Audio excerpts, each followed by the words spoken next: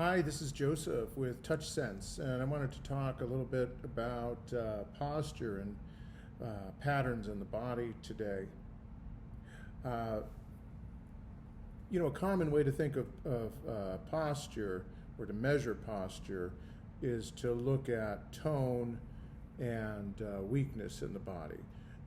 Something simple would be, looking at for example, someone has kind of forward shoulders, and they say, well, there's excess tone in the pec, and the rhomboids and the lower trap are overstretched and or weak.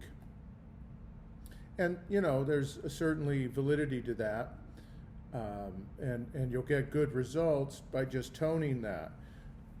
However, that is, kind of strictly neuromuscular based. So if tension's being generated for another reason, or if there's another cause, then even if you get the posture that you're looking for, there's going to be another. You're kind of hiding it. You're creating a greater level of adaptation. And that's fine. I'm not saying not to do that. I'm just making a point. For example, if there's another type of posturing occurs when the person tries to protect something, in themselves. A stomach ache. You get a stomach ache. You bend forward. There's a contraction. It hurts. You're uncomfortable. You don't want to be extend. You're trying to take tension off of the stomach. These kinds of things happen with injuries and,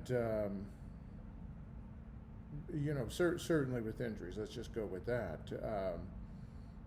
We see those things. For example, someone hurts their ankle, they're in a boot, it can throw off the pelvis, just things like this. It sounds so simple, but those things can get built in, and if they don't get some work to kind of consciously work with those adaptive patterns, then they become patterned into the system, and they'll be there long afterwards.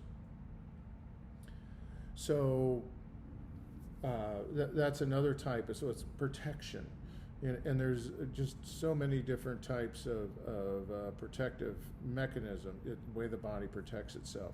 You see a lot of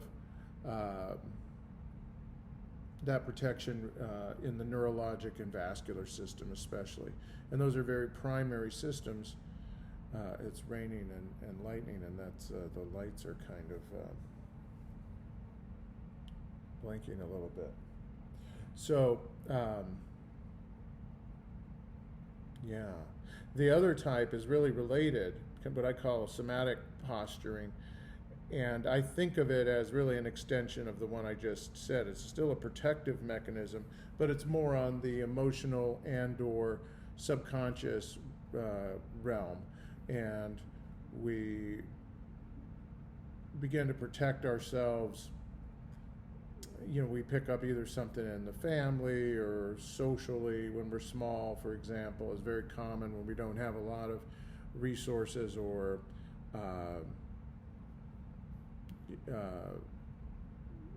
we don't have a lot of repertoire of ways to deal with things. So, we try one or two, and basically if we survive, it was a success, and we're likely to repeat the pattern again because the measure of effectivity was our survival.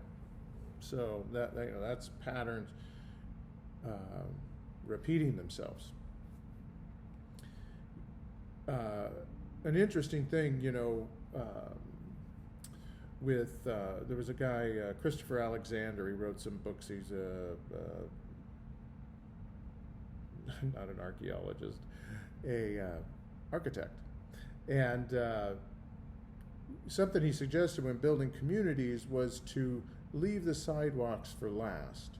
So build the community, allow the people to move in. They start to move around the community, and they will find the more efficient ways, the more natural ways to move about the community. And there'll be a wear pattern, and then pave that area, pave those areas. And I find that useful when considering patterns that you find in the body. because it points to the weakness of protocols. So if you're just going to do something rote, you'll get good results. Good. So, but if you want great results, then you're going to then those usually occur when you work with the pattern of that person. You help work through part of that pattern with that person. Like, I'm not working through it, but you're facilitating that, so to speak. You're freeing up some key things, you're pointing it out, and you're working with it. So,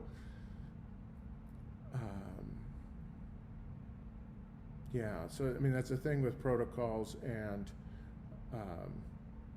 they're kind of a limitation. And I've seen a lot of them. And there's a place for protocols when we're learning. When we're learning something, then it pays to repeat something until we get it into our hands, until we have a really good sense of it, until we have command of it, until we can use it on demand, so to speak. But until that time, then it pays to repeat things. But it's important to recognize what we're doing and why.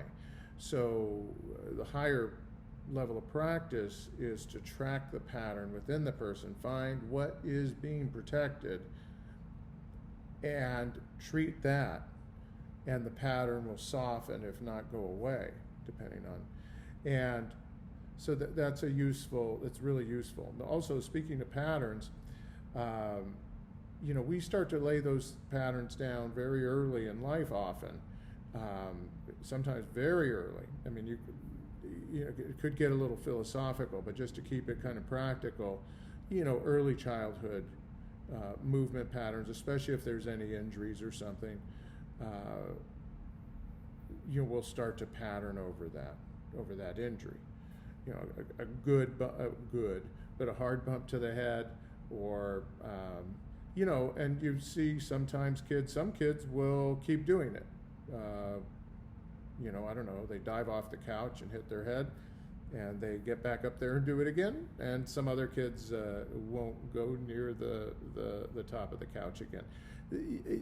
Meaning, they still both got hurt, but if you do it 2 or 3 times, then you're going to get more. You're going to reinforce the injury, and you're going to reinforce the pattern. That's true. The fear, which is a good teacher, I'm not saying that the person who's fearful is not making a good choice, but that too is registered as a response in the person and the body. And so, am I afraid of heights now? Is that the kind of an inception point for future fears that are generally related to that? Do we begin to generalize around the experience? So, those are kind of interesting things, and you'll see that with like in sports, right? So you have the person and their patterns, and then they're going to pattern over that. A pitcher is going to have certain mechanics, or a batter, or a tennis player, soccer player, any of these. I mean, just whatever. But some things are really kind of specialized. Racket sport is pretty, or just so many things. But now you're going to pattern in. I saw someone recently, it was an interesting thing, complaining about her hip. Fit gal, and squatting a lot, and she was wondering why her hips hurt so much. And this was just more social, and I kind of took a look and talked to her a little bit, and she had fenced a lot as a kid, and fencing is all coronal plane, it's all side to side, and she was the hip that hurt was the driving leg, the back leg that pushed her forward. So that was a big hint, and kind of just gave her a couple of things to consider to make the squat more comfortable. So, but these patterns again, so this was patterned in from an activity. And she was young, mid-20s. So, you know, when you play that out over a couple more decades, you know, it's a whole other thing. What did I want to say? Where are we at? 10 minutes. I think I'm going to stop there today. Thank you for watching.